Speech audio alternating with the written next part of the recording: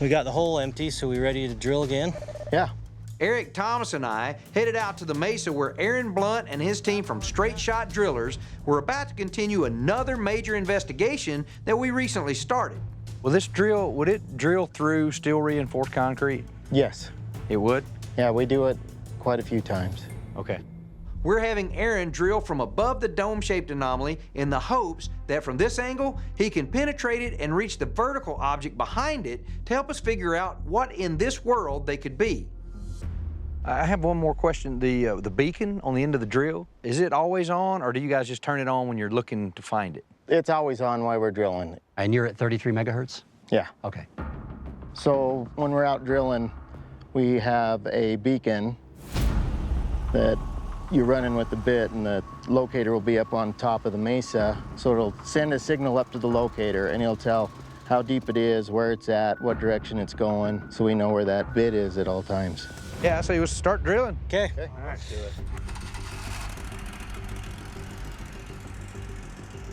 it. Did you get that one working?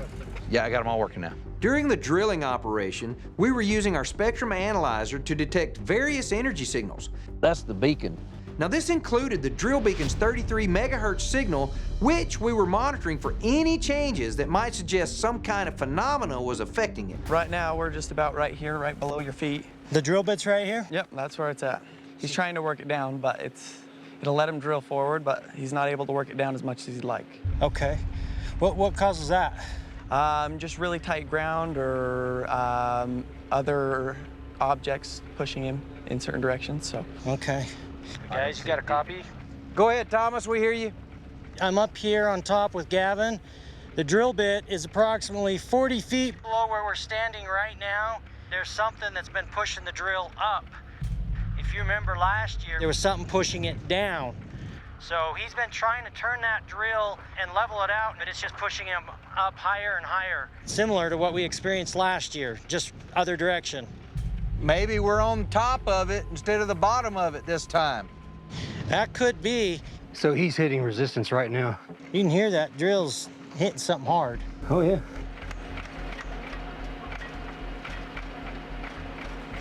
What's going on, Thomas?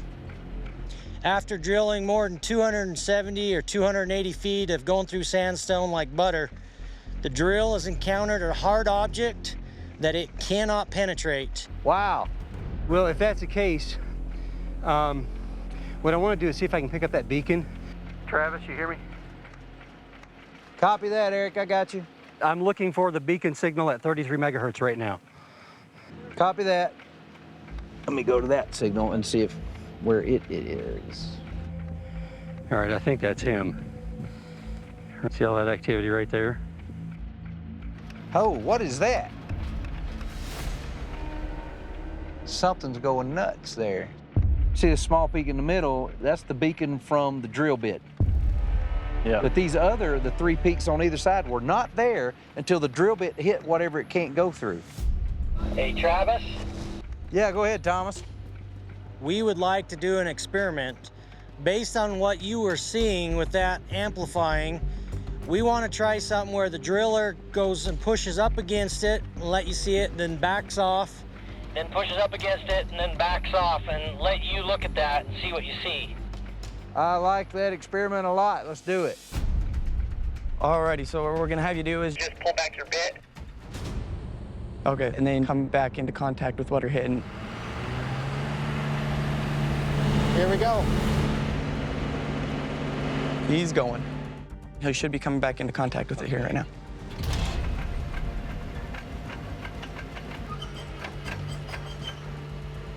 Boy, it suddenly got strong as crap. Sure enough, when Aaron pulled his drill bit away from the obstruction in the mesa, the 33 megahertz signal returned to normal frequency on the spectrum analyzer. But then each time it made contact with whatever is inside there, the signal would be amplified again. Look how strong it got. Man, it just really started broadcasting. I have no idea what could be in there that would do that. There's something in there. And we hit it, and the drill cannot punch through it. There is something in there. Now you hear that high-pitched sound it's making? Yeah. Well, we're just hitting something really, really hard. don't know if I'm getting through this. Seeing we're at 8,000 pounds of push. Hardly any rotation off of it, so either my bit's broke off or it's just spinning on something smooth.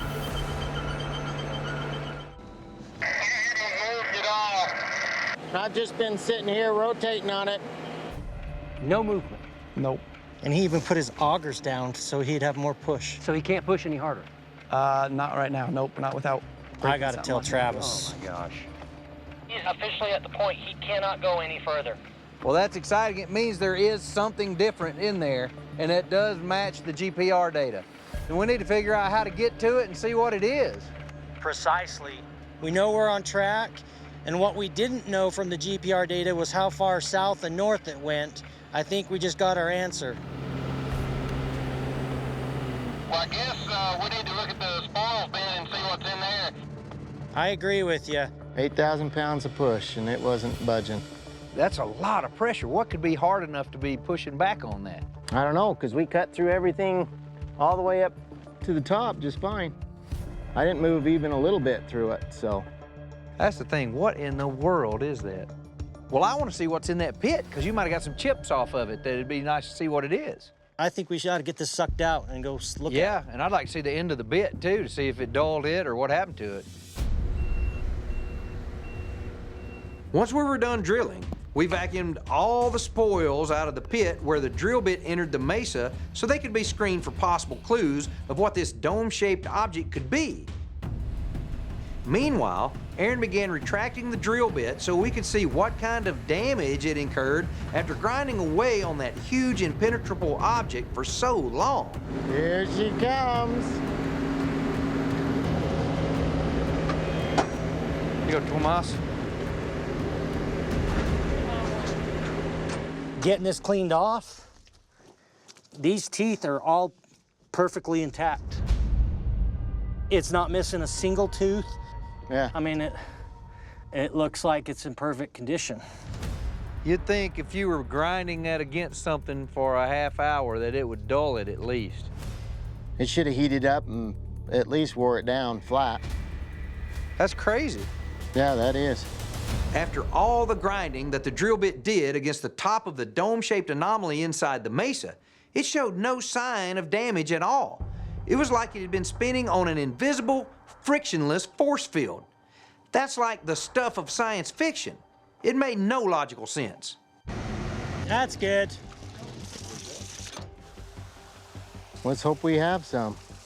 So as the drill team dumped the materials that were collected inside the spoils tank, we were hoping that once we sifted them through a screen, we'd find evidence that might tell us what the object inside the mesa could be. Hopefully, we can still learn something about what could be inside there, especially since we detected a possible communication signal when we were drilling up against it. This is a head scratcher, right? There's something in the mesa. The drill bit won't go through it, though. That's the thing. So I don't know what in the world could that be that you're putting that much pressure on and you're not chipping pieces of it off. Yeah. There's clearly something there. We've got 3 tests now that tell us there's something there. Appreciate you guys doing this. This was a lot of hard work. Thanks a lot, guys. Yeah, we appreciate the call. Well, let's do it. I agree.